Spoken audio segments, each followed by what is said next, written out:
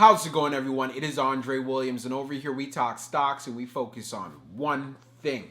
Always protect your profits. And today we're going to be talking about CEI, Camber Energy. And I know you guys saw what was going down inside of the after hours. We were seeing a lot of momentum. We had a big time pullback today. Of course, that was of no surprise due to the fact we're dealing with that short report. Now the tables have really turned. I won't waste any more time. We're going to talk about this in this video. Let's jump into the agenda. If you're new to this channel, I just want to let you know we have timestamps down below inside the description. But if you are a shareholder or you're thinking about taking a position, I highly suggest you watch this full entire video. So the first thing we're going to go over, why is Camber Energy actually running up into the after hours? We're going to talk about it. And then we're going to jump into the technical analysis. We want to know the price action. We want to know support. We want to know resistance going into tomorrow. Keep in mind, when I did this portion of the video, this is before I noticed what was happening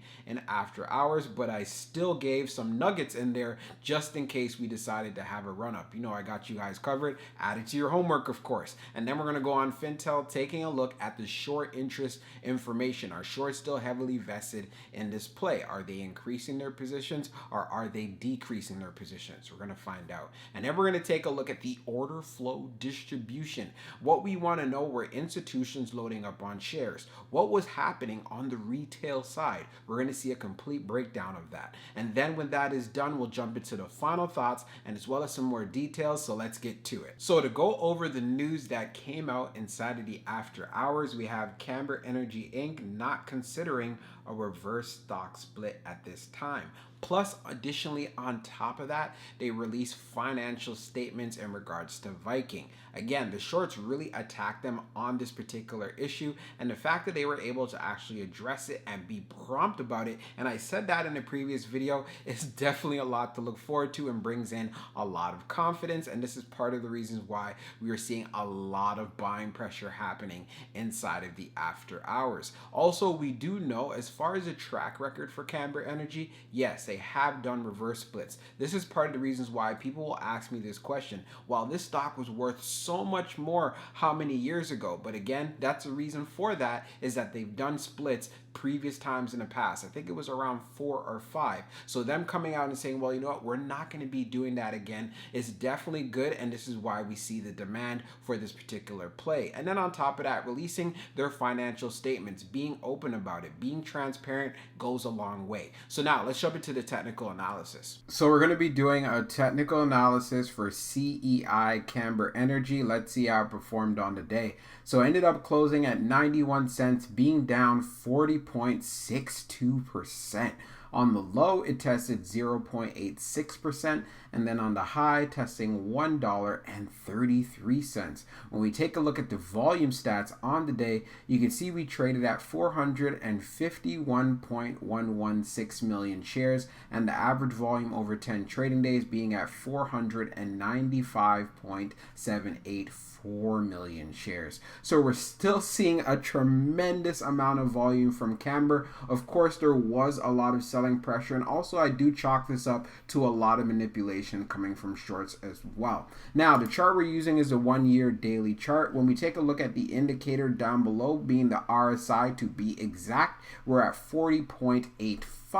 So taking that into consideration there, you could see Camber still has an opportunity to move. So when we take a look at the moving averages on our chart, you can see we're well below the 21-day EMA. We are also below the 50-day. We also broke through the 200-day.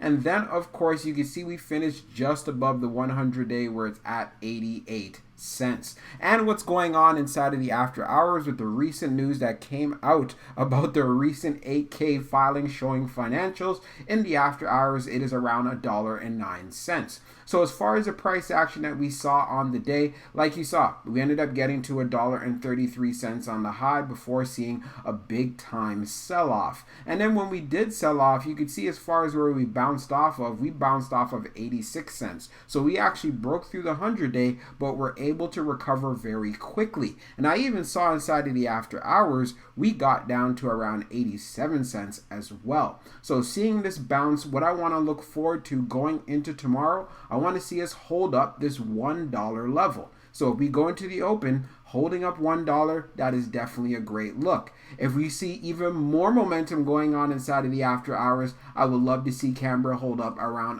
$1.10 or right around the 50-day at $1.13. If we can do this going into the open, then of course I'm going to be looking for that test again going to 133, and if we can get past 133 with a lot of momentum, then the next area to keep an eye on will be right here around $1.50. So let's see what happens. So we're going to take a look at the short interest information for CEI. So when we take a look at the dark pool short volume ratio, it is at 50.54.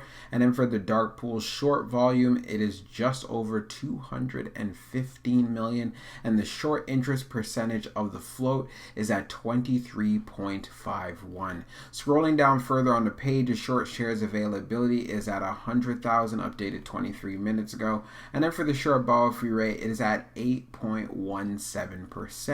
Now, when we take a look at the history of the short volume ratio, we can see for the close of the fourth, it was at 56.79, and now it's at 50.54, taking into consideration the close of the fifth. So we do see a decrease there, which is very interesting, but one thing for the most part, we still continue to have short squeeze potential when it comes to this play, and I can't wait to see if it can continue this momentum going into tomorrow like we saw inside the after hours. So now let's get into the order flow distribution. Now let's take a look at the order flow distribution for Camber Energy. So we can see on the inflow, it's 98.91, and then on the outflow, 87.16. When we take a look at the breakdown, we have 31.25 on the large. On the medium, we had 52.39, and then on the small, we had 15.27. Quite the inflow day. When we take a look at what happened on the large side for the outflows, we had 23.13.